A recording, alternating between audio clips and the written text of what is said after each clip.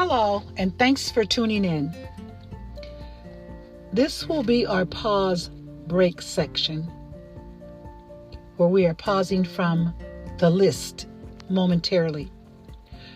But what I'd like to do is read from the writings of I.J., which is an original collection by myself, Ihsan Jones. However, it's not contained in my books. I mentioned that from time to time, I would share to you some of the things I've written that were not in my books that are published. This one is titled The Crooked Mountain. The crooked mountain has jagged edges, and it's pretty steep when you fall off of it. A jagged-edged mountain presents as rugged. A rugged terrain might be attracting as luring, but it's like everything else. It has risk and dangers. A dangerous terrain could be hard to climb. Defeating the mountains. We live to pull those rocks down, to make them into pavement and to cover the road. And where there is no rock, there's sand. Sand is just another form of rock that's crumbled. No matter where we live on earth, it will be the rock that makes its formation. And whether or not the tips of them can turn into icebergs depends on the rock. Something froze the cold stone as it stood in its place. Antioxidants of massive proportions have fueled this earth. It has taken oxidation to clear it, the landing as the landscape. Water consists of H2O. A rock can be full of minerals, so Earth's deposits have become minerals that are crystallized.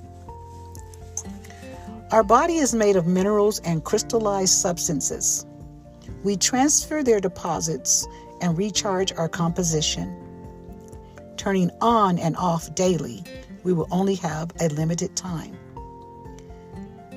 If we concentrate on the body, it will have to do with earth. When we concentrate on our spirit, it will have to do with what hell doesn't freeze over. Earthbound is spellbound, and we will always have our spellbinding spirit attached to us. After earth, there's a clear terrain, but we can't levitate to it because we're grounded.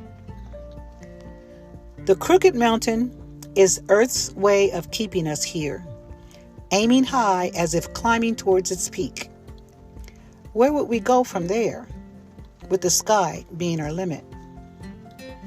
We can think of ways to soar, to fly above, but will we really have left the earth behind with all of its composition?